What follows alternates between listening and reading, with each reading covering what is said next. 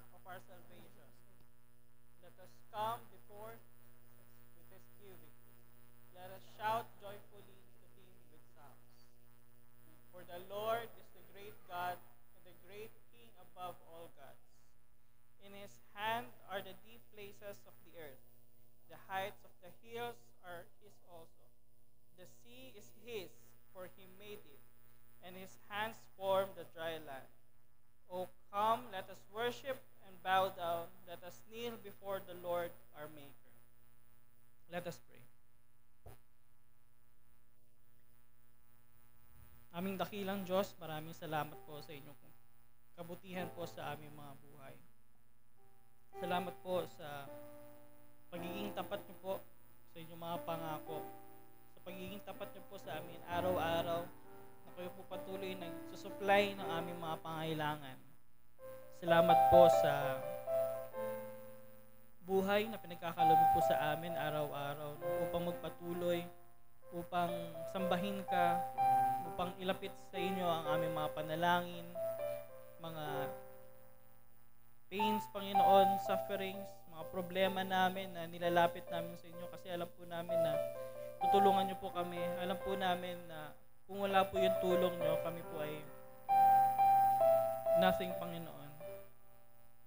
Salamat po sa inyong mga pagkilos na madalas hindi na po namin napapansin yung maliliit na detail, Panginoon, kung paano po kayo naging helper namin sa mga panahon na kami po ay nahihirapan.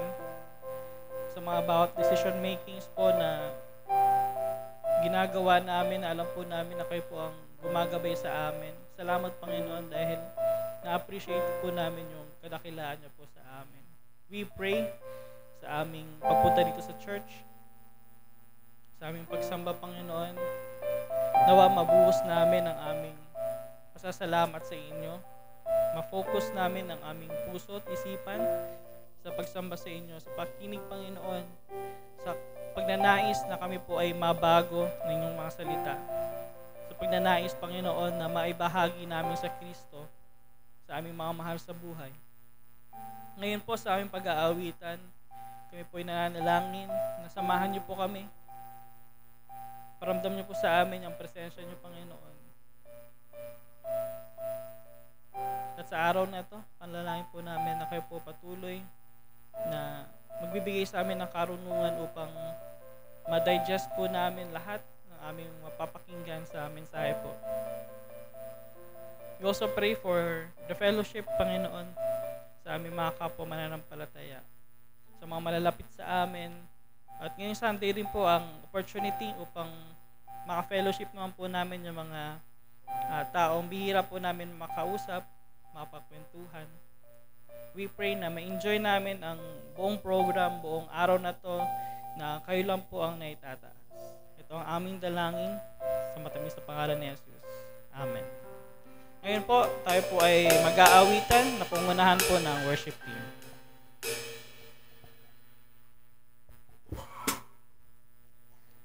Good morning po sa ating lahat. Ang simoy ng Pasko, ang mga Christmas music, pag naririnig po natin ay talaga naman pong nakakasaya. Ramdam na ang Kapaskuhan. Kaya simulan po natin ito sa pag-awit ng isang Christmas hymn na ang ibig sabihin ay, "Listen, messengers, the angels are singing glory to the newborn King." Luke 2:14 says, "Glory to God in the highest heaven, and on earth, peace to those on whom His favor rests." Let us sing these hymns, giving God all the glory, because He is holy.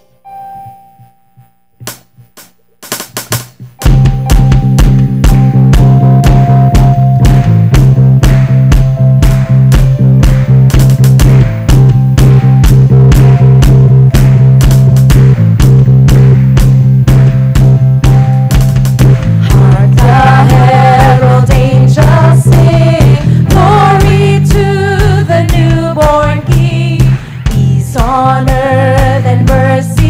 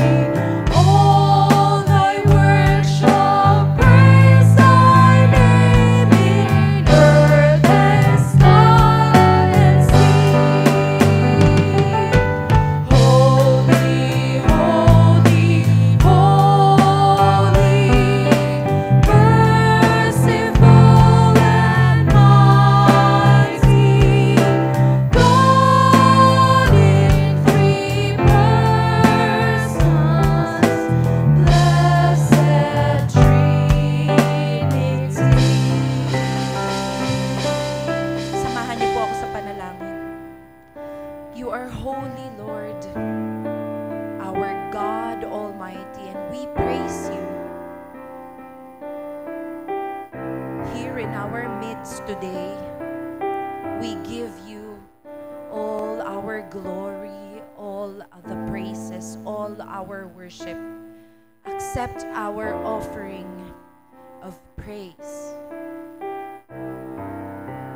We lift you up, our Father in heaven. In Jesus' mighty name, amen.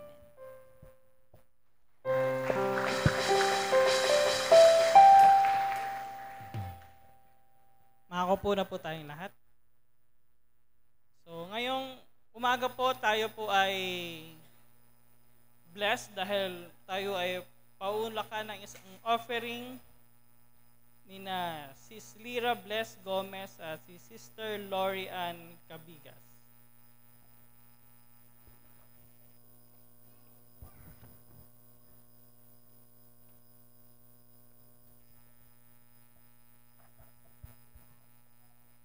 Magandang umaga po sa ating lahat, Baliwag Alliance Church. Ang amin pong ihahandog sa Panginoon ngayon ay message kung saan isang panalangin ng isang Kristiyano na tunay ngang sa lahat ng bagay, si Lord lang yung kailangan natin sa ating buhay.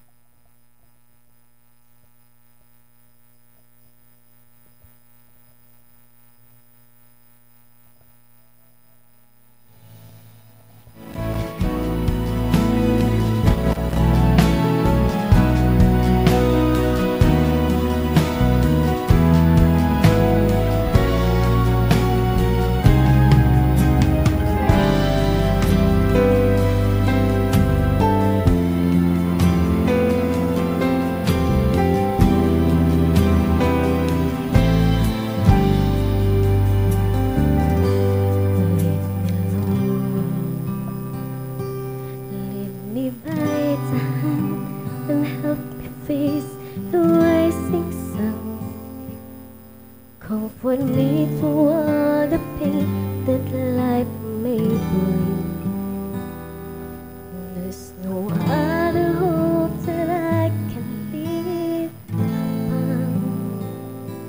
Lead me, Lord, lead me all my life. Walk by me. Walk by me across the lonely roads that I may face. Take my arms and let your hand show me the way. Show the way to live inside your heart all my days, all my life.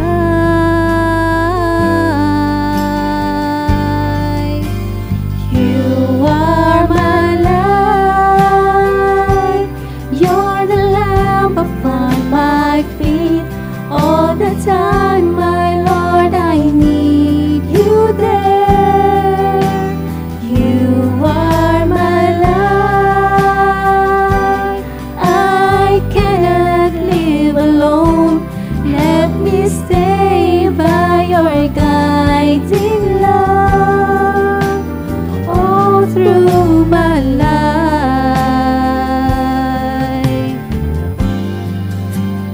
Lead me, Lord.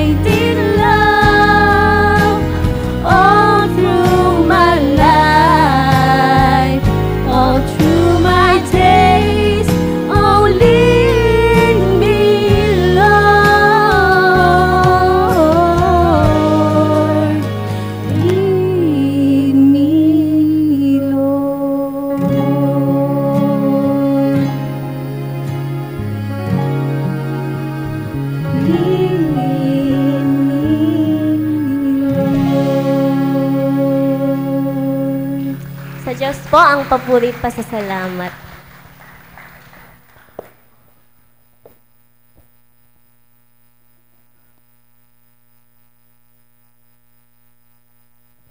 Maraming salamat po, Super Twins. At sa mga gusto pong mag-alay din po ng song offering para kay Lord, tayo po ay magpalista lamang kay Sister Jade. Kung kilala niyo po si Sister Jade, yung naka-green po. So, ngayon naman po, tayo po ay may konting changes po. Hindi mo binago, pero dinagdag po sa ating program. Ito po ay pastoral prayer na pangunahan po ni Brother Rodel Abilitado.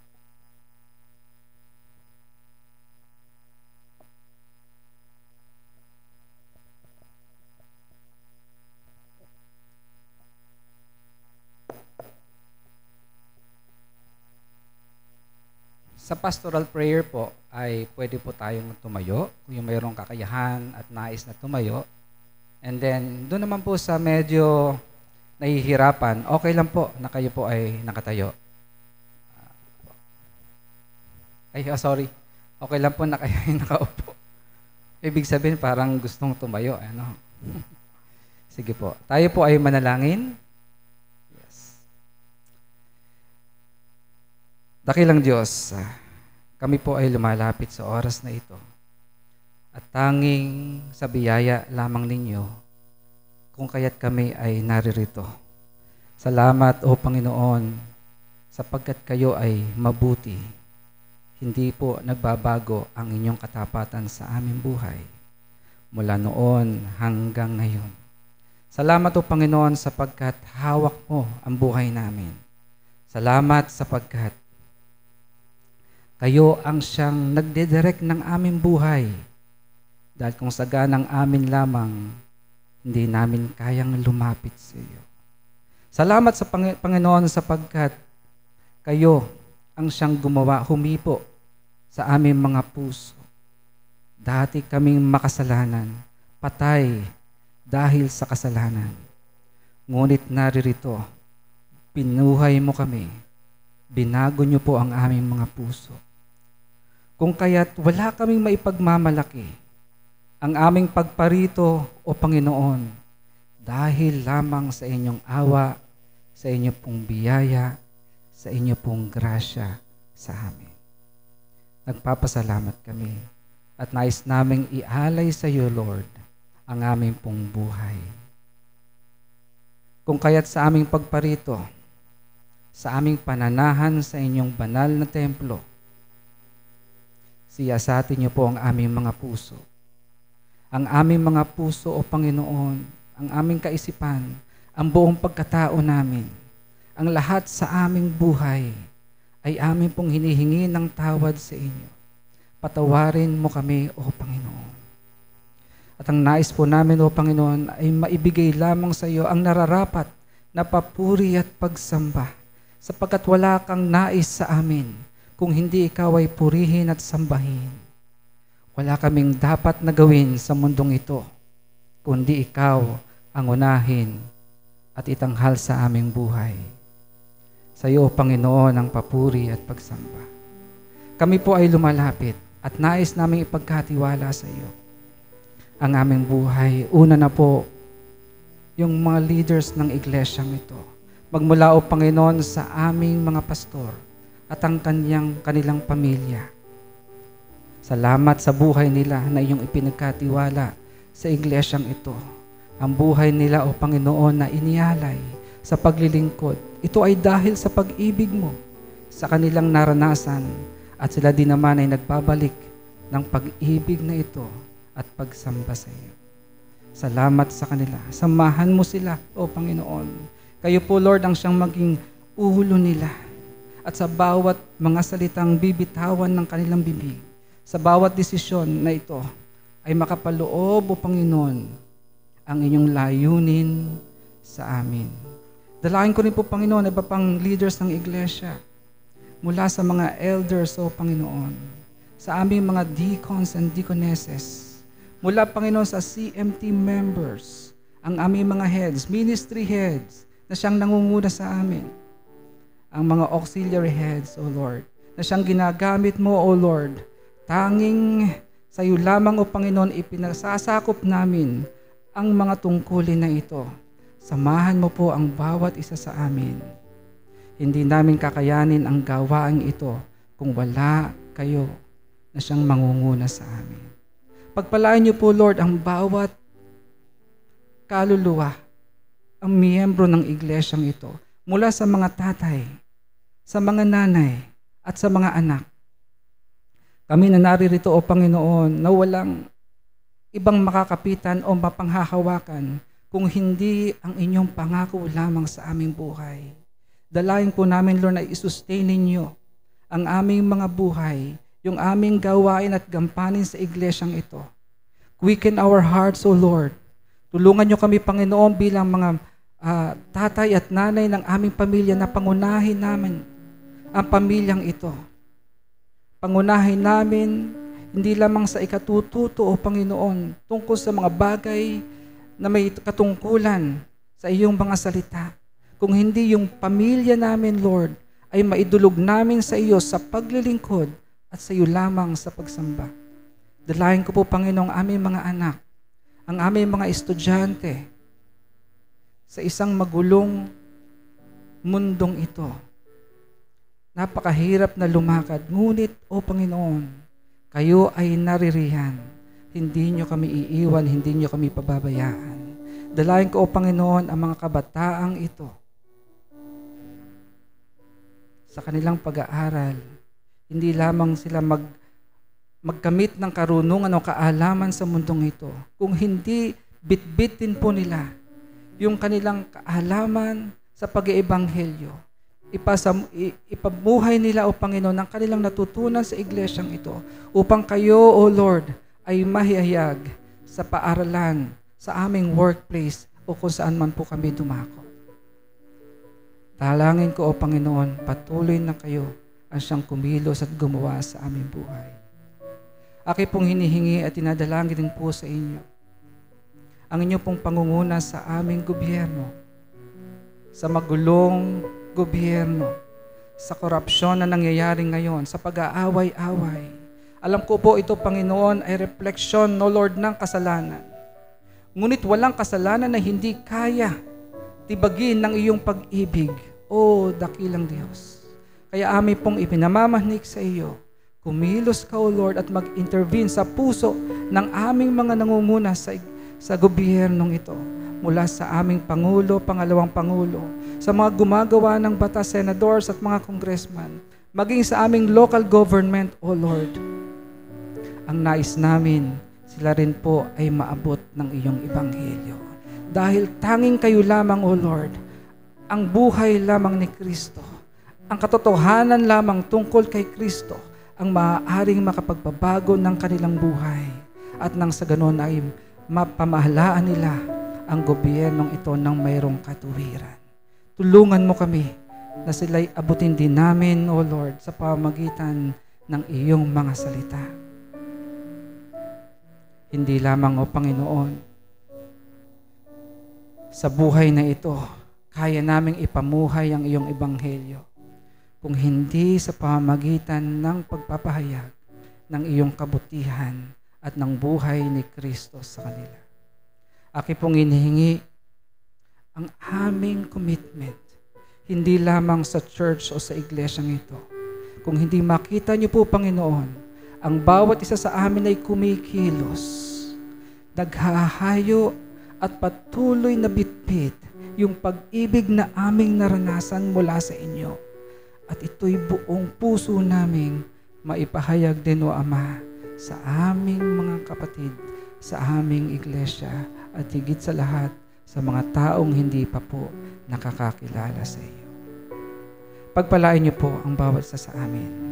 At narito kami, patuloy na pinangahawakan ng iyong pangako.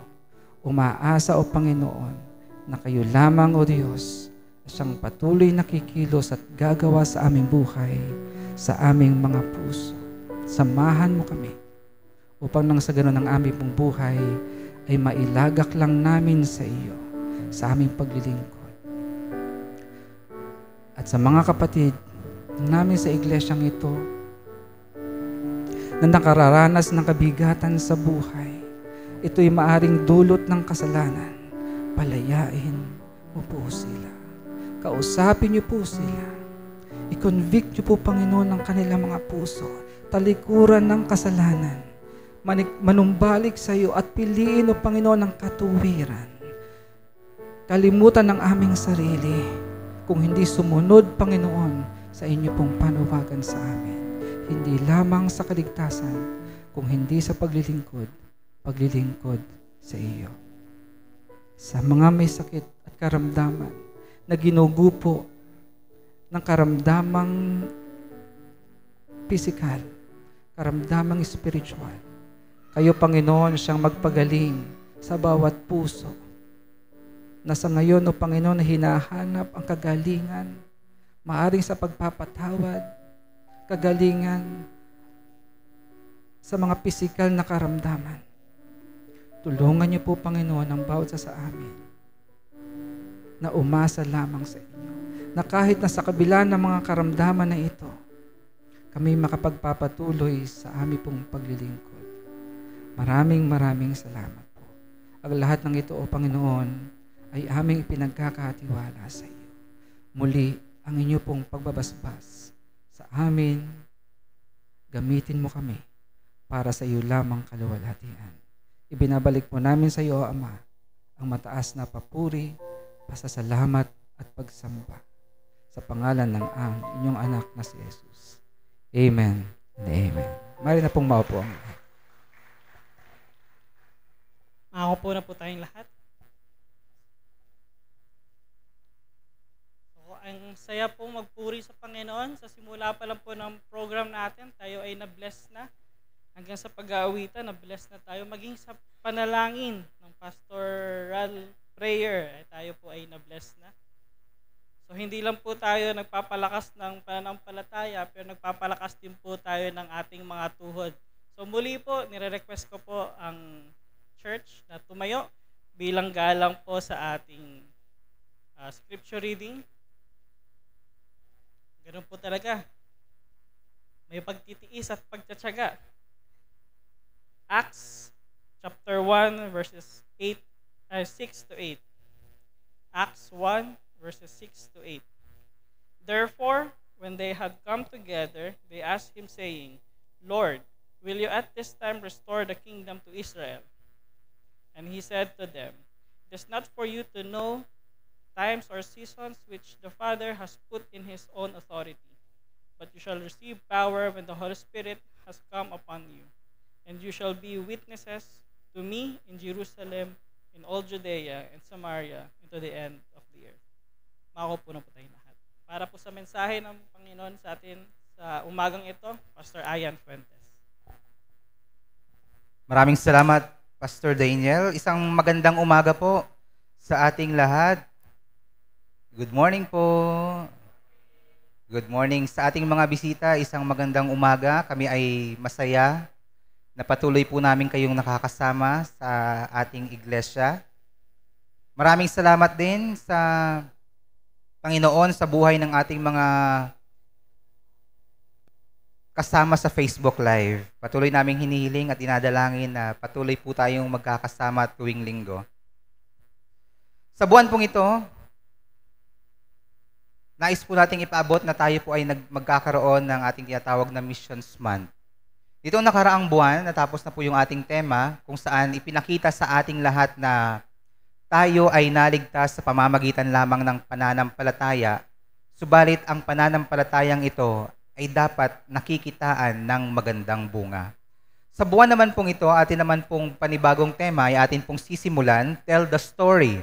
Ibig sabihin po ng ating tema ngayon, tayo pong lahat na tumanggap sa Panginoong Hesukristo. Magsabi nga po ng amen, lahat ng tumanggap sa ating Panginoon. Amen. Tayong lahat na tumanggap sa ating Panginoong Hesukristo ay naatasan, we are called not just to sit every Wednesday tsaka Sunday, kundi tayong lahat ay tinawag, we are called to share the gospel of the Lord. Tayong lahat ay tinawag para mag-fellowship. Tayong lahat ay tinawag para magbahagi ng salita ng Diyos, magsama-sama sa panalangin at magkaroon ng isang magandang relasyon. Gayunpaman, alam mo mga kapatid, sa panahon po natin ngayon, katulad nga ng prayer kanina ni Brother Ronel, sa panahon po natin ngayon, kaliwat kanan na po ang issue at lantaran ang paggawa ng kasamaan sa ating gobyerno, sa ating bansa. Kaya halos lahat sa atin, masama ang ating pagtingin sa ating mga government officials. Marami sa atin galit na galit sa kanila. Gayunpaman, kahit pasabihin nating marami sa kanila ang gumagawa ng kalokohan, hindi po natin maitatanggi na hindi lamang sila ang nangangailangan ng pagbabago sa buhay. Dahil inside and outside the church, marami talaga sa atin ang nangangailangang makarinig ng katotohanan mula sa salita ng Diyos. At upang sila'y makarinig ng salita ng Diyos, kailangang meron pong magbahagi rin sa kanila ng salita ng Diyos. At pagdating po sa pagbabahagi ng salita ng Diyos, syempre, wala po tayong ibang pwedeng asahan kundi si Brother Ronel, si Pastor Daniel, di ba? Yung mga deacons, yung mga church workers, yung mga pastor natin, tama? Kasi trabaho nila ito. Tama po ba? No. Madalas po ang mga pangalang ito ang ating nasasambit pagdating sa pagmimisyon. Bakit? Kasi ito yung madalas nating sinasabi. Lobat ba to? Ito yung madalas nating sinasabi. Hindi kasi ako magaling pastor sa pag-share ng gospel. Kinakabahan kasi ako. Yung iba sa atin, aminado naman talagang kinakabahan. Yung iba nauutal kapag nagsasalita. Alam mo yung ready ka, pero pagdating mo doon, utal na utal ka. At yung iba sa atin, hindi natin alam kung ano yung ating gagawin. Alam niyo po, yung mga bagay na ito na nakikita po natin sa ating mga screens are considered as excuses. Or di naman kaya, baka pwede namang weakness lang talaga, pastor. Alam niyo po mga kapatid, yung difference ng excuses tsaka weakness, yung excuses po kasi, obvious na ayaw. Excuses. Naku, pastor, may gagawin ako eh. Hindi ako pwede. While, yung weakness naman, willing naman talaga tayo. Ang problema lang, nahihirapan tayong gawin. Yun yung difference ng excuses at ng weakness. Pero mga kapatid, either excuses man po ito or weakness man po itong ating mga nararamdaman, hindi natin pwedeng pangalagaan yung mga bagay na ito sa ating mga sarili at kailangan nating itong ma-overcome. Bakit? Nitong nakaraang linggo lang, meron po akong life group. Ang sabi ko po sa aking life group, nagpapasalamat ako sa Panginoon dahil hindi niya ako kinuha agad. Kasi kung kinuha ako agad ni Lord, marahil nasa impyerno na ako ngayon. Nagpapasalamat ako kay Lord kasi sa edad kong to, sino po dito yung nasa edad na bago nakilala kay Lord? Wala, bata po ba kayo? Bata pa po yun ng may nag-share sa inyo. Nagpapasalamat po ako sa Panginoon dahil, alam nyo, ini-imagine ko yung buhay ko dati. Paano kaya kung kinuha ako ni Lord ng mas maaga na hindi ako nakakilala sa Kanya? Kaya alam niyo mga kapatid, ipagpasalamat natin yung bawat opportunity na meron tayo na tayo'y nakarinig ng salita ng Diyos.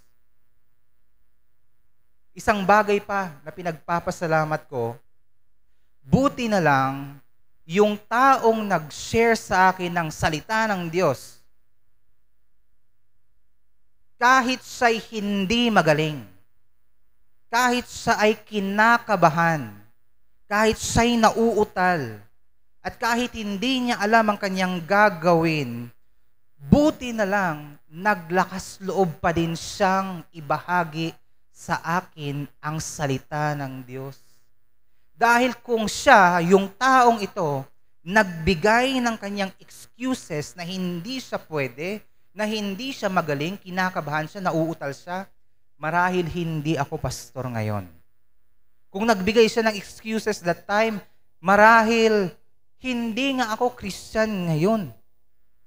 Kung yung taong ginamit ni Lord para magbahagi sa akin ng salita ng Diyos ay nagbigay ng kanyang excuses, marahil hanggang ngayon, ako'y nabubuhay sa maling kaisipan. Baka hanggang ngayon, iniisip ko ba din na okay lang na gumawa ng kasalanan kasi mahal ako ni Lord at lahat ng tao pag namatay mapupunta ng langit. Kung ang taong ginamit ni Lord nagbigay ng excuses noon. At kung ang mga taong nag-share sa atin ng gospel, naaalala po ba natin yung mga taong ginamit ni Lord para tayo makilala kay Lord? Imagine kung yung mga taong ito nagbigay ng parehong excuses na nasa screen natin ngayon, sigurado wala tayong lahat dito ngayon. Kaya pasalamatan natin sila. At bilang pasasalamat, sabi nga, yung mga excuses na ito, maging ang mga disciples man din, meron nito. Kung weakness lang ang pag-uusapan, ang mga disipulo ni Kristo meron din. Pero alam nyo, they take the challenge and they turn, and the Lord turned their weakness into witness. Ibig sabihin, mga kapatid, yung mga kahinaan na meron tayo ngayon, gagamitin ng Panginoon para sa kanyang kaluwalhatian. Tayong lahat ay yumuko at tayo po'y manalangin sandali. Panginoon, nais po namin ipagpasalamat ang opportunity every Sunday na kami ay maparito sa church. Naniniwala kami, Panginoon, hindi sayang ang aming pagpunta. Hindi nagkataon na kami ay napadpad sa lugar na ito dahil naniniwala kami meron kayong nais na iparating sa amin every Sunday sa buhay namin. Aming dalangin na sa araw na ito, na sa aming pag-aaral, buksan niyo po ang aming mga isipan upang aming maunawaan ang lahat ng ito. Buksan niyo rin po ang aming mga puso sa pagtanggap. Alam po namin, meron at meron kaming maririnig na masakit sa inyong mga salita. Pero kung ang masakit na salitang ito ang siyang dahilan ng pagbabago ng aming buhay, malugod po kaming tatanggapin ang mga salitang magmumula sa inyo. Kayo po ang mapapurihan sa umagang ito. Ito po ang aming pasasalamat sa pangalan ng aming Panginoong Jesus. Amen. Amen. Acts chapter 1 verse 6 to 8. Binasa ni Pastor Daniel kanina. So when the apostles were with Jesus, they kept asking him, Lord, has the time come for you to free Israel and restore our kingdom? He replied, the Father alone has the authority to set those dates and times, and they are not for you to know, but you will receive the power when the Holy Spirit comes upon you, and you will be my witnesses, telling people about me everywhere, in Jerusalem, throughout Judea, in Samaria, and to the ends of the earth. Alam nyo, ito po yung time kung saan si Jesus ay namatay, muling nabuhay for 40 days, nakasama ang mga disipulo. At sa 40 days na yon, tinanong siya ng kanyang mga disipulo, Panginoon, ito na po ba yung panahon para inyong itayo or itatag muli ang inyong kaharian? Which is na-mention sa sulat ni Isaiah.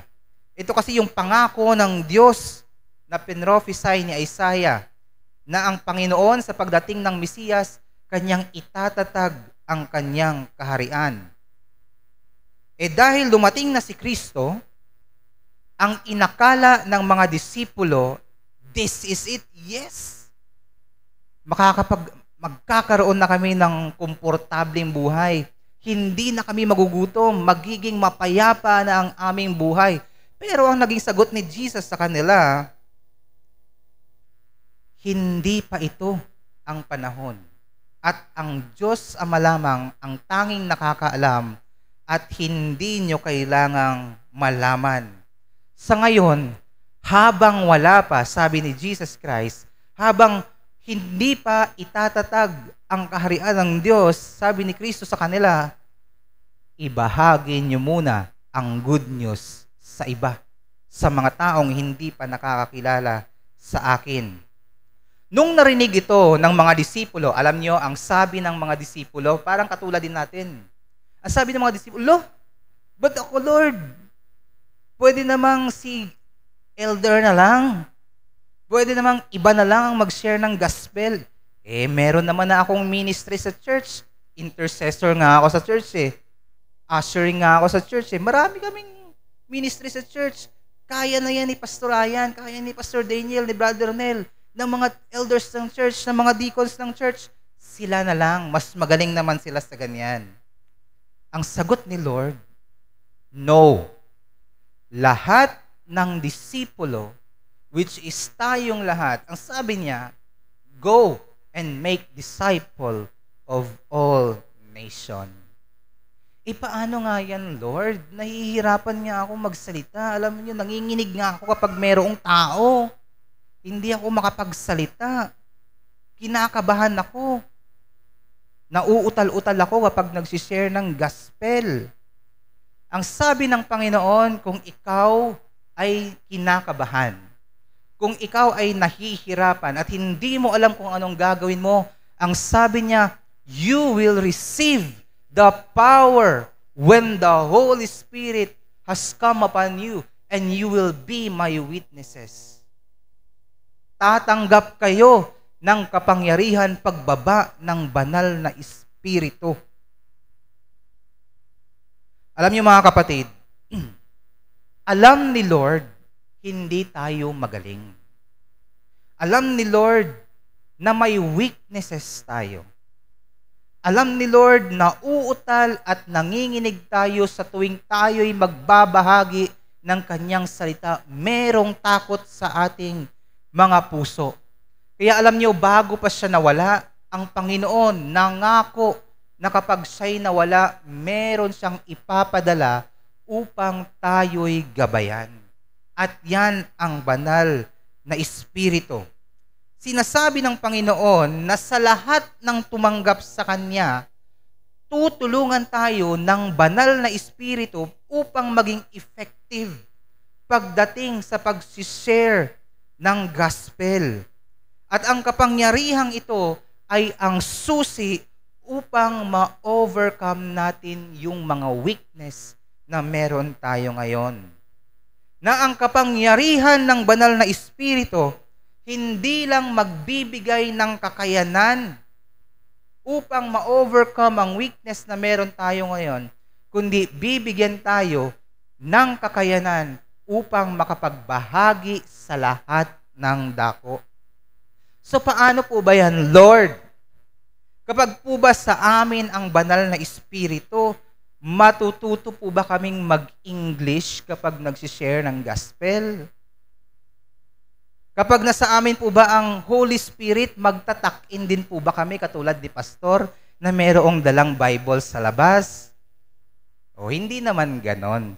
So ang tanong sa atin ngayon, ano po ba yung power na ipagkakaloob ng banal na Espiritu sa ating lahat upang tayo'y makapag-witness? Una po mga kapatid, isa sa dahilan ng weakness ng isang tao ay dahil nakatingin tayo sa kakayanan ng iba. Ang dahilan bakit tayo may weakness, dahil kinukumpara natin ang ating sarili sa iba. Kaya ang tingin natin sa ating sarili, hindi natin kaya kasi binigyan natin ng mas mataas na standard ang ating mga sarili. Alam niyo, may mga taong gifted pagdating sa pag-share ng gospel. May mga taong gifted pagdating sa preaching. Sila yung mga taong kapag nagsalita na, abay, agad-agad bukas gusto na nating magbago. May mga taong gifted talaga pagdating sa salita ng Diyos. Pero alam niyo po mga kapatid, pagdating sa pag-share ng gospel, mostly, pag ang pinag-uusapan, pagbabahagi ng salita ng Diyos, nakadepende ito sa ating relasyon sa Panginoon at pag-aaral ng Kanyang salita. Take note, pag-aaral. Sabihin nga po natin, pag-aaral. Pag-aaral. Ang reason bakit tayo'y nauutal, ang reason bakit hindi natin alam kung anong ating sasabihin, kasi hindi naman natin inaral. Paano natin ibabahagi sa ibang tao ang isang bagay na hindi natin alam? Kaya ang unang kapangyarihan na ipagkakaloob ng banal na Espiritu sa atin, pagdating sa pag-witness sa ibang tao, is the wisdom to understand His Word. Karunungan upang maunawaan ang Kanyang mga salita. Isa sa dahilan bakit nahihirapan tayong ibahagi ang buhay ni Kristo sa iba ay dahil hindi natin alam ang buhay ni Kristo. Paano natin i-share ang life ni Jesus Christ kung tayo mismo hindi natin alam kung sino si Kristo? Good morning po. Ay, hindi po. Good morning po. Pwede po ba kaming mag-share ng gospel? Ano po yung gospel? Huwag ka nang magtanong, basta makinig ka na lang. Ang gospel po ay tungkol sa buhay ni Jesus Christ. Kailangan niyong tanggapin si Jesus Christ sa buhay niyo. Bakit po namin tatanggapin si Jesus Christ? Basta tanggapin mo na lang. Dami mong tanong. Kasi hindi natin alam. Nagsishare tayo ng isang bagay na hindi natin alam. Remember, sa time ni Jesus, nang siya'y hindi pa nagmi-ministry, alam niyo po kung sino nagsishare ng gospel? Si John the Baptist. Bakit? Kasi si John lang ang may alam sa buhay ni Kristo. Nung si Jesus Christ nagsimulang mag-ministry, alam niyo kung sino ang nagsishare ng gospel? Ang mga disipulo na palagi niyang kasama. Nung si Jesus Christ ay namatay, muling nabuhay, at umakyat sa langit, alam niyo kung sino ang nagsishare ng gospel? Ang mga naiwang disipulo na nakasama ni Kristo, may alam sa buhay ni Kristo, at mga taong nag-aral sa buhay ni Kristo. Sino sila? Si Pablo, si Lucas, si Timoteo, at yung iba pa. Sa makatuwid, mga kapatid, ang tanging makakapag-share lang ng buhay ni Kristo ay ang mga taong meron ding alam sa buhay ni Kristo. Mga taong inaral ang buhay ni Kristo. Tayo kasi, hindi na po natin inabutan si Kristo.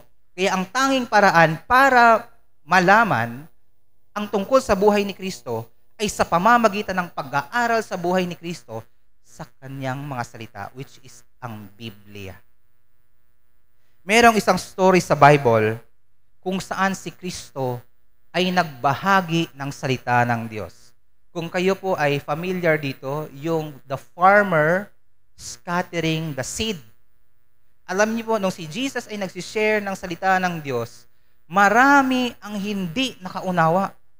Kasama na ang mga Pariseo na matatalino.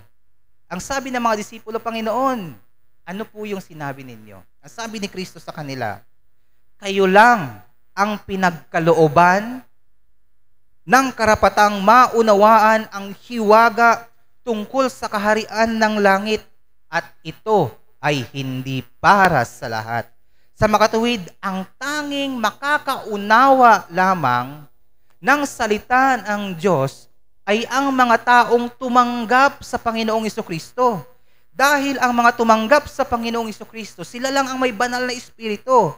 At ang may banal na Espiritu ay siya lang ding bibigyan ng kapangyarihan at karunungan upang maunawaan ang salita ng Diyos. Ito po yung halaga ng pagkakaroon ng karunungan sa buhay. Alam niyo po, knowledge is different from wisdom. Yung knowledge ay kaalaman sa buhay. Yung karunungan, sabi nga, knowing what is better. Minsan, best pa nga eh. Unang halaga ng karunungan sa buhay, of course, ay para maibahagi, maunawa ng salita ng Diyos. Pangalawa, upang magamit ito sa personal nating buhay. Alam niyo po mga kapatid, marami tayong event sa buhay natin na hindi natin maintindihan. Maraming nangyayari sa buhay natin, hindi natin maunawaan. Bakit ito nangyayari? Bakit ito nangyayari sa buhay ko? Ako'y tapat naman sa Diyos, pero bakit ito nangyayari? Ito po yung halaga ng karunungan sa buhay ng tao. Upang maunawaan natin ng lubusan, bakit ito nangyayari? Kaya mga kapatid, kung meron man po tayo sa buhay natin ngayon na desisyon na kailangang maitama, humiling tayo ng karunungan sa Panginoon. Kung meron man tayong bagay na dapat ma-overcome, hilingin natin ang karunungan na nagmumula sa Panginoon. Ngayon, ito po yung tanong. Paano natin malalaman na yung karunungan nga o yung sagot na meron tayo nagmula nga sa Diyos? Kasi alam niyo po, minsan nagpipray tayo, merong bumubulong sa atin na akala natin ito na nga yung sagot. Kasi minsan may dumadaya sa atin, kaya akala natin ito yung sagot sa mga dalangin natin. Meron pong 3 batayan para malaman natin na yung sagot na meron sa atin ngayon nagmula nga sa Panginoon. Una, ayan, how to know God's answer. Una, yung tinatawag po natin conviction. Pag ito po ay mabuti. Alam po ninyo na ang isang kahilingan natin, malalaman natin na ang sagot ni Lord, ito nga, kung yung prayer na meron tayo ngayon, makakabuti sa atin. Kung yung prayer na ito hindi maglalayo sa atin kay Lord. Kung yung prayer na ito ay nagiging dahilan ng pagsunod natin kay Lord, this is God's answer. Ang tawag po natin dito, conviction. Pag ito'y mabuti at ito'y makakabuti sa atin. Ito yung mga bagay na hindi naglalayo sa atin kay Lord, bagkus ito'y naglalapit sa atin kay Lord. Pangalawa, kung yung sagot sa atin ni Lord, ito yung dahilan bakit tayo lumalago. Pag ito yung dahilan ng ating pagbabago, mga kapatid, makinig po kayo, sabihin ko ngayon. Nitong nakaraang linggo, merong nagtanong sa akin at gusto ko ring malaman ang stand niyo pagdating dito. Ang tanong niya sa akin, Pastor, ano ang stand natin sa mga Christians na nagtatrabaho 7 days a week? Ano ang stand natin sa mga Christians na hindi na nag-church ng Sunday? Ang sabi niya, meron the church na okay lang. Na kahit hindi ka mag-church ng Sunday, kasi sa atin naman talaga, we worship the Lord in spirit and in truth, kaya pwede natin daw siyang sambahin any time of the week, kahit hindi Sunday. Agree? Ayaw niyo pong mag-agree? Yes, tama. Pwede nating sambahin si Lord any time of the day and any time of the week. Pero ang problema sa paniniwalang ito, hindi lalago ang isang taong walang fellowship. You know, in the Bible, ang mga tao, they worship the Lord anytime. Pero they gathered. Hindi pwedeng wala silang gathering. Meron din po silang gathering. So sa atin, we consider the truth that we worship the Lord in spirit and in truth. Pwede tayong magpuri at magpasalamat sa Diyos anytime. Pero wag naman po nating i-disregard yung Wednesday or yung Sunday. So para maiayos yung tanong na ito po yung stand ko, mga kapatid. Kung kayo po ay nagtatrabaho 7 days a week, ang encouragement ko po sa inyo, umalis kayo sa trabahong yan. Si Lord nga nagpahinga. Tayo hindi nagpapahinga. Now, kung sakaling sabihin natin 6 days na lang, meron tayong 1 day na leave. Magpaalam sa amo. Kung sakaling yung leave natin, it's either wala sa Wednesday or wala talaga sa Sunday. Pwede namang pakiusapan yung ating mga amo, Sir, Ma'am, pwede po bang yung leave ko ay either Wednesday or Sunday na lang? Kung ayaw pumayag, umalis na kayo sa trabahong yan.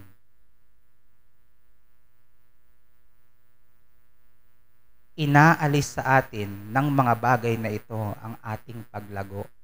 Walang lumalago ng mag-isa. We can worship the Lord anytime, yes, pero kailangan natin ng fellowship. Now, kung papayagan naman tayong mag-leave ng Sunday, ng Wednesday, edi okay, pero kung ayaw talaga, umalis na kayo sa work na yan. Marami pang opportunity. Kung ang mga bagay na ito naglalayo sa atin kay Lord, hindi yan ang sagot ni Lord sa atin. At ang pangatlo, approval from our brethren. Kung yung prayer nating ito ay sinasang-ayunan ng majority, brethren, kapatid sa pananampalataya, baka naman pumili ka ng marami na sasang-ayon lang sa'yo, hindi yan ang sagot ni Lord. Kung yung prayer natin ngayon, mayroong blessing mula sa church, mula sa ating mga kapatiran, yes, that's the Lord's answer.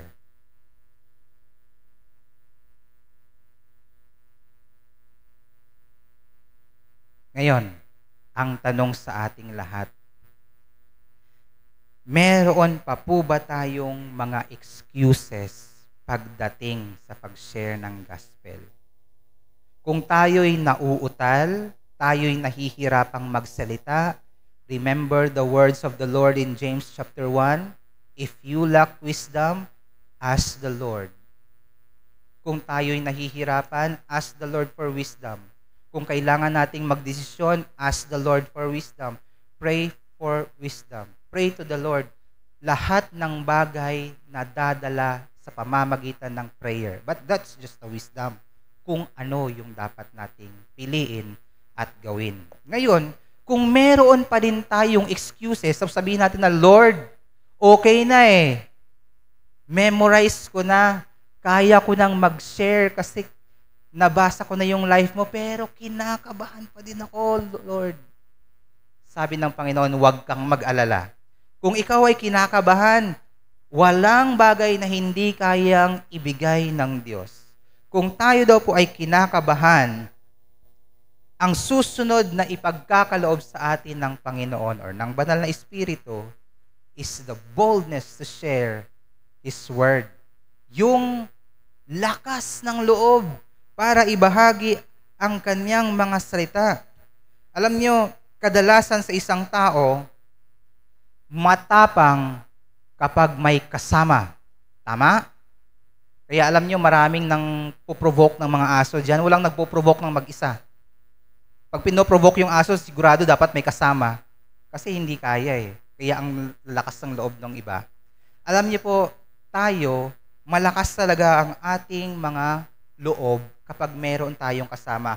Una, bakit? Kasi nadadagdagan yung ating confidence. Tama? Pangalawa, nababawasan yung ating kaba kapag meron tayong kasama. Kasi alam natin, mayroong sasalo sa atin.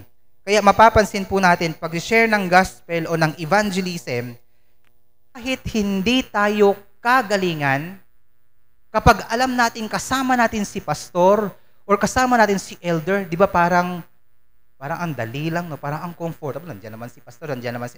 Kasi mayroong sasalo sa atin. Pag tayo'y nagkamali, mayroong sasalo sa atin.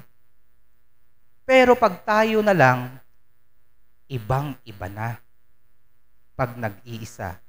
Alam niyo po na si Jesus nagmi-ministry, ang lakas ng loob ng mga disipulo na mag-share ng gospel or ng kaharian ng Diyos sa kahit sino, sa kahit saan. Kasi kasama nila si Jesus. Kasi kaya silang i-defend ni Jesus anytime. Pero, nung si Jesus hinuli, lahat sila nagtago, nagtakbuhan. Si Pedro, dininay si Kristo 3 beses. Bakit? Kasi wala na. Sila na lang. Wala na ang kanilang source ng lakas ng loob. Pero nang siya'y nabuhay ulit, nagkaroon ulit sila ng lakas ng loob para magpatuloy. Pero after 40 days, nung sinabi ni Lord na hindi pa ito yung time para itayo ang kaharian ng Diyos, silang lahat ay natameme. Talaga, Lord, aalis ka na, paano kami niyan? Sino kasama naming mag-share ng gospel? Kaya in Acts chapter 4, kung mapapansin po natin, nung binigyan ng banal na espiritu ng kapangyarihan ang mga disipulo, in Acts chapter 4, lakas loob na humarap si Pedro at si Juan sa mga Pariseo. Remember si Pedro na dininay si Jesus Christ 3 times. Lakas loob na ipinagtanggol at shinare ang gospel harap-harapan sa mukha ng mga Pariseo. Bakit? Lakas ng loob na nagmumula sa banal na espiritu. Kaya hindi lang wisdom or karunungan ang kayang ipagkaloob ng banal na espiritu, kundi lakas ng loob para gawin ang mga bagay na dapat nating gawin. Maraming pagkakataon, sinasabi sa atin ni Lord na hindi natin magawa, pero nariyan ang banal na espiritu para tayo'y tulungan. Kaya isang bagay na pwede nating hilingin, ipagkaloob ng banal na espiritu sa atin, ay ang lakas ng loob para malagpasan lahat ng bagay na dapat nating lagpasan. Mga kapatid, natatakot po ba tayo ngayon? Nagdadalawang isip po ba tayo ngayon? Pray for boldness, lakas ng loob, at ito'y ipagkakaloob sa atin ng banal na espiritu. Pangatlo, at ang huling bagay na ipagkakaloob sa atin ng banal na espiritu, na habang tayo'y nagbabahagi ng salita ng Diyos, ay yung kaligayahan sa paggawa para sa Panginoon. The joy in doing God's work. Nais ko pong simulan ang part na ito sa tanong na, masaya po ba tayo ngayon sa ating buhay? Satisfied po ba tayo sa nangyayari sa buhay natin ngayon? Alam niyo po, yung mga tanong na ito, pag directly natin tinanong sa isang tao, isa lang naman talaga sasabihin amen or oo, pastor. Pero deep inside, merong maliit na bagay dyan sa puso natin na nagsasabi sa atin kung ano talaga yung totoo. Meron at meron po talaga Ganon. Alam niyo po mga kapatid, maraming tao, iniisip nila, hindi masaya ang mag-share ng gospel. Remember, sharing God's word is not just a command. Remember, it is the will of God. Kalooban ng Diyos ang pagbabahagi ng salita ng Diyos sa ibang tao. Kung kaya ngang magbigay ni Lord ng kaligayahan sa mga maliliit lang na bagay, how much more if it is the will of God? Many people think hindi masaya ang pag-share ng gospel. Sayang lang ang oras mo dyan. Kung hindi masaya ang mag-share ng gospel, sabihin nyo yan sa mga taong nag-share sa atin ng gospel. Tanungin natin yung mga taong nag-share ng gospel sa atin kung ano ang nararamdaman nila nung tayo'y tumanggap sa Panginoon. It is the joy in their hearts na makita nila na yung taong matagal nilang ni-reach out, tumanggap sa Panginoon, isang kaligayahan sa puso nila. Sabi sa Acts chapter 5 verse 41, the apostles rejoiced after being beaten and arrested because they were considered worthy to suffer for Jesus. Binugbog. Pero anong reaksyon nila? Masaya sila. Because they considered themselves as worthy to suffer for the Lord. Masaya sila kahit binugbog. Mapapaisip tayo, bakit? Kasi ito yung kapangyarihan ng banal na Espiritu na ipinagkakaloob sa lahat ng Kristiyano na magkakaroon tayo ng kaligayahan sa lahat ng bagay basta't ginagawa natin ito para sa Panginoon. Na di na balik kutyain tayo ng iba. Di na baling hindi pumanig sa atin ng iba. Di na baling umayaw ang iba sa atin. Basta't para sa Panginoon, gagawin natin para sa kalooban ng Diyos. May fulfillment po ba sila? Yes. May joy po ba sila? Yes. Nakita po ba nila ang purpose nila nung nag-share sila ng gospel? Yes. Nung sumunod sila sa Panginoon? Yes. Alam niyo po mga kapatid, ang sense of fulfillment wala sa mga specific na bagay dito sa mundo. Ang sense of fulfillment matatagpuan o mararanasan lang natin kapag sinabi nating ginawa ko ang bagay na ito para kay Lord. Ang sense of purpose ay wala sa mga bagay na nais nating makamtan. Kasi marami sa atin, nung nakamtan natin yung isang bagay, this is my purpose. No. Ang purpose natin laging na kay Lord. Lahat ng bagay patungkol kay Lord. At higit sa lahat, ang sense of joy, ang kaligayahan ay wala sa anumang bagay dito sa mundo.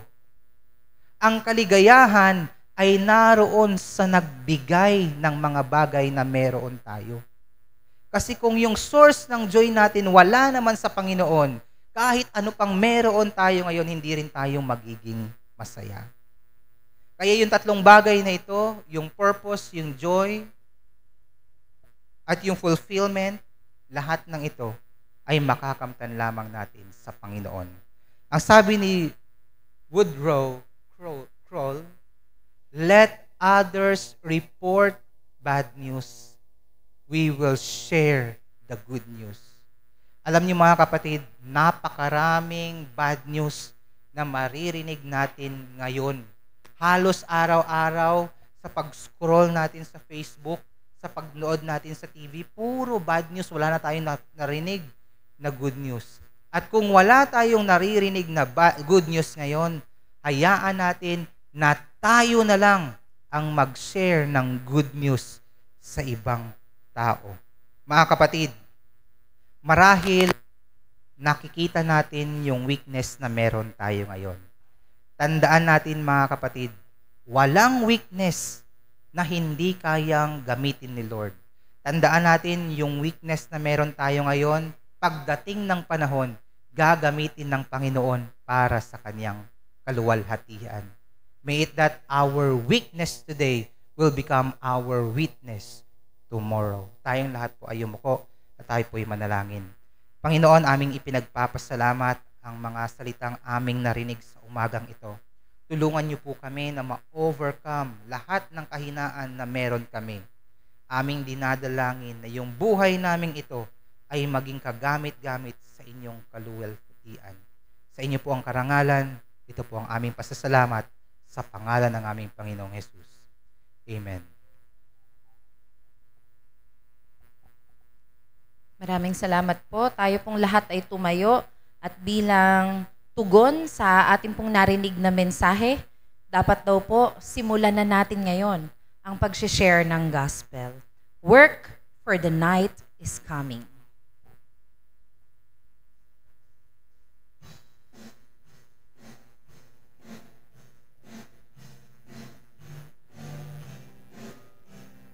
Work, for the night is coming. Work through the morning hours. Work while the dew is sparkling. Work mid springing flowers. Work when the day grows brighter. Work in the glowing sun. Work, for the night is coming. When man's work is done. Work, for the night is coming. Work through the sunny noon. Fuel brightest hearts with labor. Rest comes sure and soon. Give every flying minute something to keep in store. Work, for the night is coming. When man works no more. Work, for the night is coming. Under the sunset skies, while their bright tints are glowing.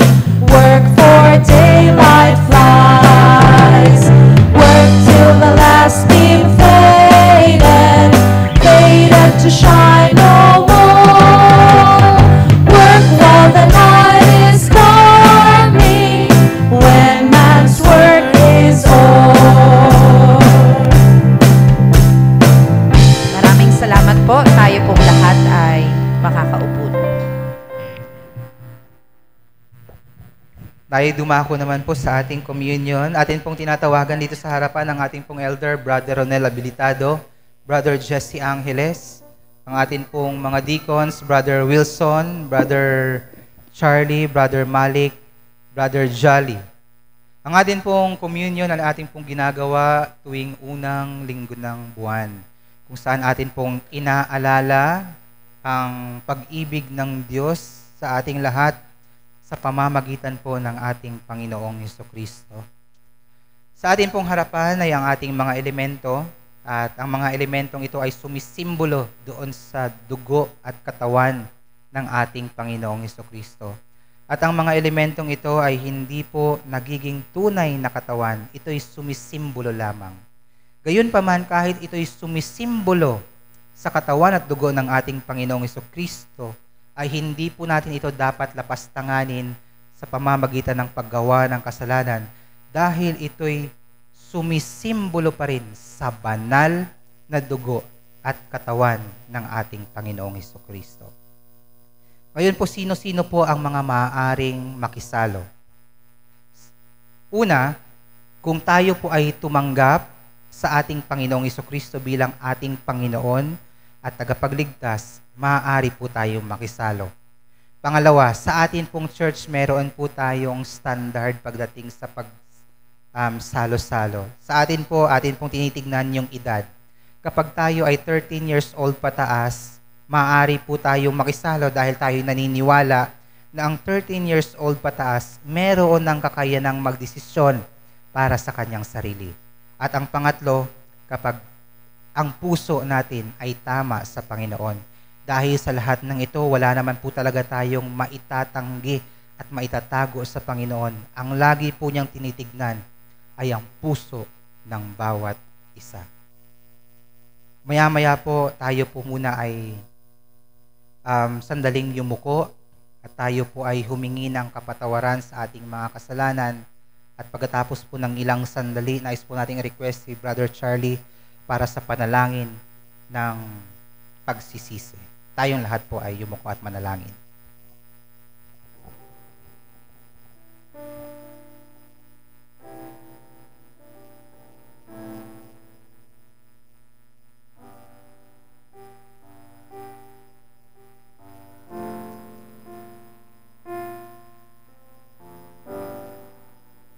Panginoon,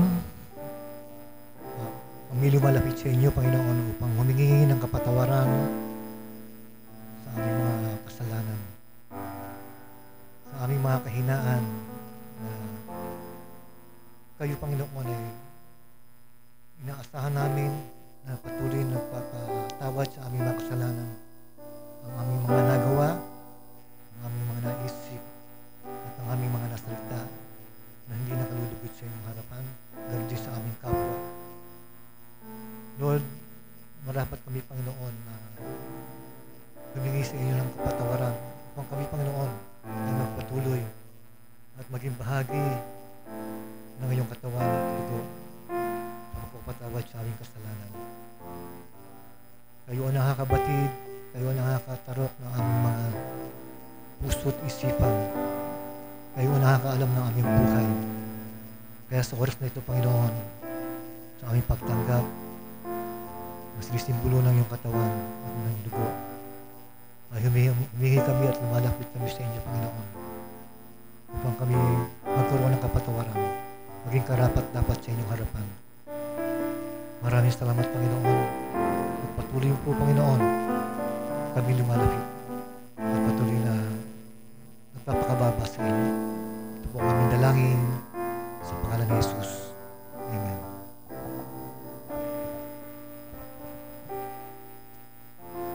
Ang Panginoong Hesukristo, nung gabi, kasama ang mga disipulo bago siya ipagkanulo, siya'y dumampot ng tinapay, nagpasalamat at kanyang sinabi, "Ito ang aking katawan, iniaalay ko sa inyo." Sa lahat po ng nais na makisalo, tayo'y umupo na lamang at ito po'y ihahatid na lamang sa atin. At sabay-sabay po tayong tumanggap.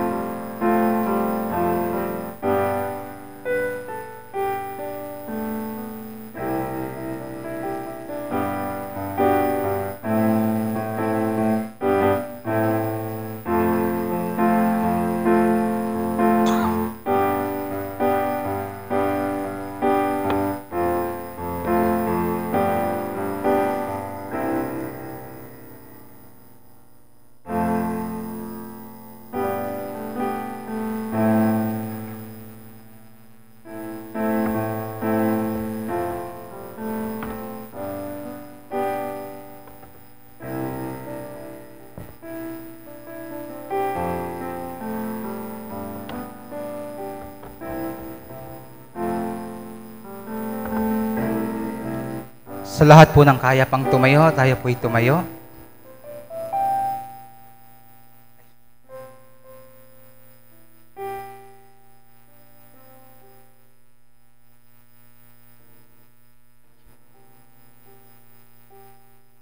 Ang Panginoong Jesucristo, nung gabi bago siya ipagkanulo kasama ang mga disipulo, siya'y dumampot ng tinapay, kanyang pinagpasalamat at kanyang sinabi, "Ito ang aking katawan, iniaalay ko sa inyo." Sabay-sabay po tayong tumanggap.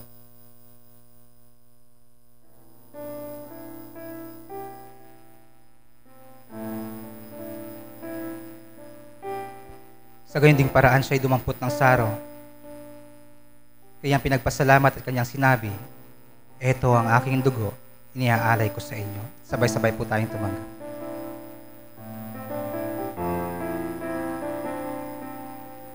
Tayo po'y manalangin. Panginoon, nais po naming ipagpasalamat ang buhay na meron kami ngayon. Alam po namin na maraming pagkakataon that we are ungrateful of what we have. Pero nagpapasalamat kami because you spare our lives kapalit ng sa inyo. Maraming salamat dahil patuloy niyo pong inaalagaan ang bawat isa. Naway malugod po kayo sa aming pamumuhay sa araw-araw. Sa inyo po namin pinagpapasalamat ang lahat ng ito sa pangalan ng aming Panginoong Jesus. Amen. Makakaupo na po ang bawat isa.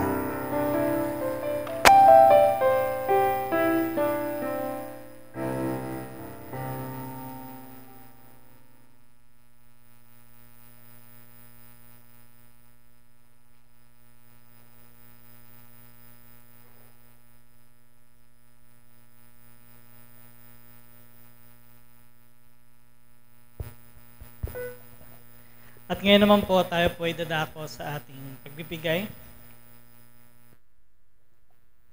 At ngayong Sunday din po ay binibigyang importansya din po natin ang ating ministry sa church na kung saan tayo po ay nagbibigay ng benevolent offering. Ito po ay para po sa lahat ng mga miyembro at kamag-anak ng miyembro ng Baliwag Alliance Church na sa panahon po ng kanilang pagkakasakit at kung minsan po sa panahon po ng sila ay nawalan ng mahal sa buhay, sila po ay makakatanggap ng tulong galing po sa simbahan. Sa pamamagitan po ng pagbibigay natin ng benevolent offering, tayo po ay nakikiisa, sumusuporta sa ministry ng church na to. Bago po tayo magbigay, nais ko pong basahin ang ating tithes and offering. Proverbs 3, verse 9 to 10. Honor the Lord with your possessions and with the first fruits of your increase. So your barns will be filled with plenty and your vats will overflow with new wine. Ang ating tower box po ay nasa harapan na. So habang tumutugtog po ang ating worship team, maaari na po tayong lumapit at magbigay.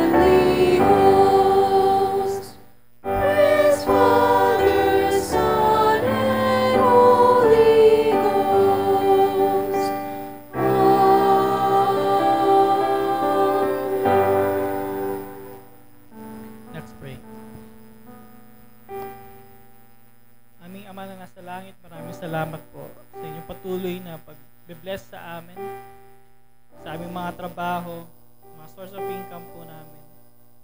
Maging yung gesture namin, Panginoon, na itabi ng ikapo namin, mga offering namin sa inyo. Sa aming paghahanda pa lang, Panginoon, alam ko po na binibless nyo na po kami. Kaya maraming salamat po. Salamat po dahil nanatili po kayong tapat sa pagkakaloob ng aming mga pangailangan. Madalas nga po, sobra po para sa amin. Kaya nagawa po namin magbigay po para sa mga kapatid namin. Tumulong sa mga nangangailangan. Sumuporta po sa mga ministries ng church na kung saan ang magbe-benefit po ang iyong simbahan, Panginoon. Ngayon po sa mga individuals po na nahihirapan po, struggle, pero gusto po, may kagustuhan pong sumunod. Parte, Panginoon, ng kanilang finances po para makapagbigay, Panginoon, makapaglaan ng ikapo. Panalangin ko po na kayo po patuloy na tumulong sa kanila. I-impress nyo po sa heart nila yung pagiging tapat po sa pagtabi ng tithes nila in offering. We pray, Panginoon, na hindi man po sa ngayon sila makakapagbigay, pero alam ko po na darating po ang panahon, Panginoon, na sila po ay magiging tapat din po sa pagkakaloob. Katulad po ng pagiging tapat niyo po sa amin. Nawa sa lahat po ng mga nagkaloob, sa lahat po ng naiihulog sa tower box, na magamit ito sa inyong simbahan, sa ministries niyo, para po mas mabilis po mapalaganap ang salita niyo po sa mundo. Ito ang aming dalangin sa pangalan ni Jesus. Amen. Makaupo na po tayong lahat.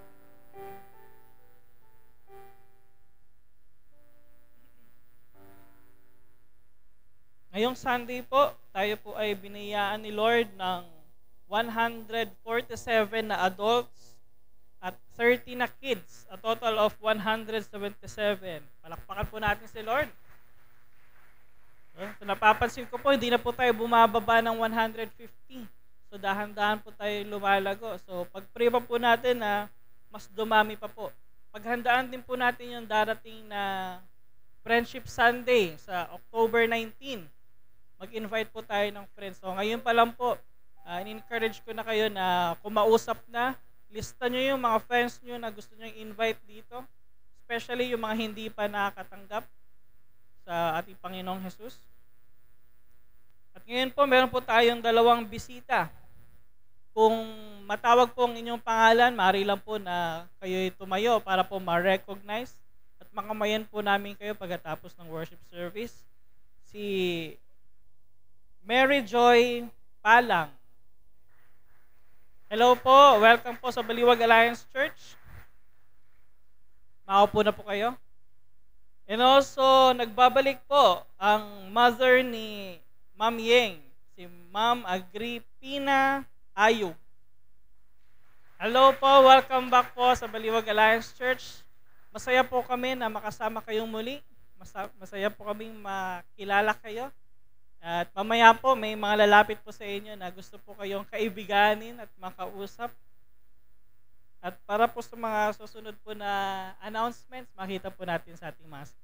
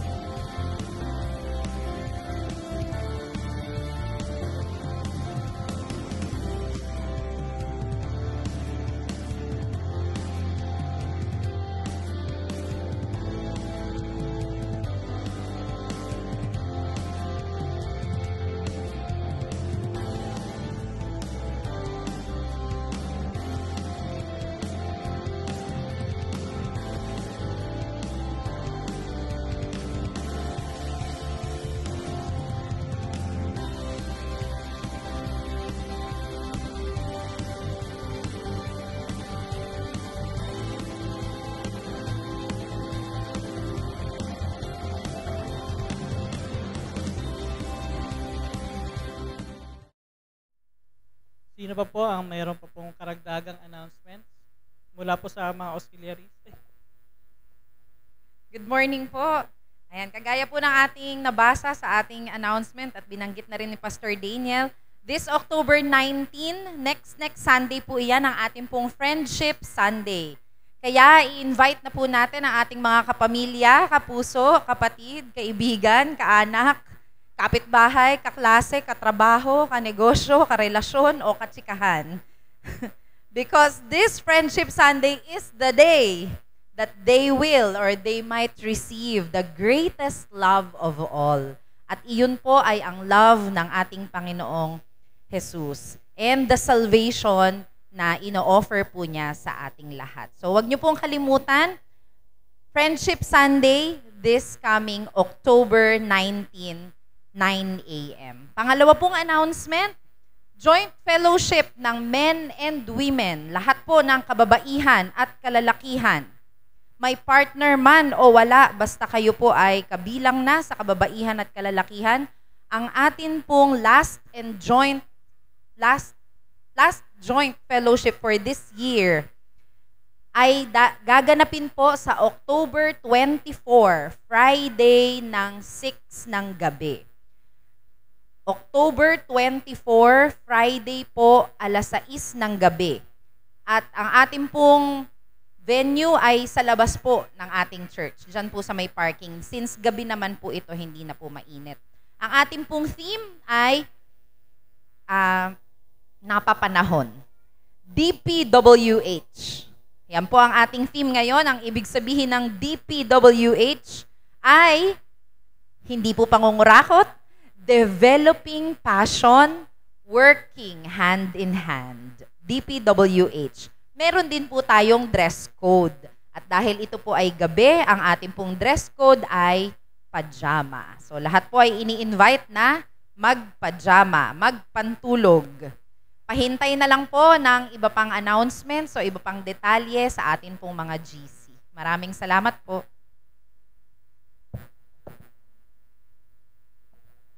Sino pa po ang meron pang mga announcement mula po sa mga auxiliaries? Youth, meron ba? Wala. Men. Sa senior citizen po, meron po ba sa senior citizen? Wala. So para po sa ating closing prayer and benediction, Pastor Ian Fuentes. Tayong lahat po ay tumayo para sa ating pagwawakas. Tayo po'y sandaling manahimik, tayo'y yumuko, tayo po'y manalangin. Panginoon, alam po namin na wala po kaming maitatanggi at maitatago sa inyo. Marahil marami sa amin ang nagagalak at masaya, pero hindi din po namin maitanggi na meron din po sa amin na nalulungkot, napipighati dahil dumaranas ng unos sa aming mga buhay. Sa pareho pong sitwasyon, sa ligaya at kalungkutan, ang aming dalangin, parehas niyo po kaming i-comfort o aming Diyos. Dahil alam po namin, kahit anuman po ang sitwasyon namin sa buhay namin ngayon, kailangan namin kayo. Patuloy po naming dinadalangin ang bawat isa sa amin pong pang-araw-araw na pamumuhay. Ingatan niyo po kami sa gawa ng kaaway at gayon din naway matutunan po namin na maituwid ang aming mga buhay para sa inyong kaluwalhatian. Patuloy din po naming hinihiling, Panginoon, yung aming mga dalangin. Patuloy niyo po sana itong pagbungahin hanggang dumating ang panahon na kung saan kaming lahat ay handa na upang ito'y tanggapin. At kung ano man po ang inyong maging sagot sa aming mga dalangin, aming hiling turuan niyo din po kaming tanggapin ang lahat ng ito dahil naniniwala kami, mapa yes man or mapa no, ang inyong sagot sa amin. Ang lahat na ito ay laging yes para sa aming Panginoon. Kaya kung ano po yung inyong nais sa amin, malulugod po kaming tanggapin ang lahat ng ito.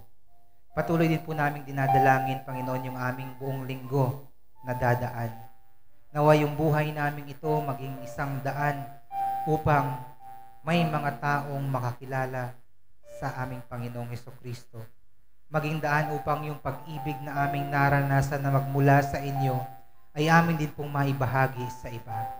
Sa lahat po ng may lakad, sa lahat po ng aalis, sa lahat po ng babiyahe, pakaingatan niyo po ang bawat isa. Sa aming mga trabaho at aming mga negosyo, naway patuloy niyo pong pagpalain. At yung buhay naming ito na laging humihingi ng pagpapala sa inyo ay maging pagpapala rin sa lahat ng tao. Sa amin pong pansamantalang paghihiwa-hiwalay sa araw na ito, dalangin namin na anuman ang aming narinig, anuman yung blessing na aming natanggap, ay amin pong maibahagi sa lahat ng taong aming makakasalamuha. Sa inyo po ang kapurihan, ito po ang aming pasasalamat sa pangalan ng Ama, ng Anak, at ng Espiritu Santo. Lahat po ay magsabi na Amen and Amen. Isang mapagpalang umaga po sa ating lahat. Amen. Amen. Amen.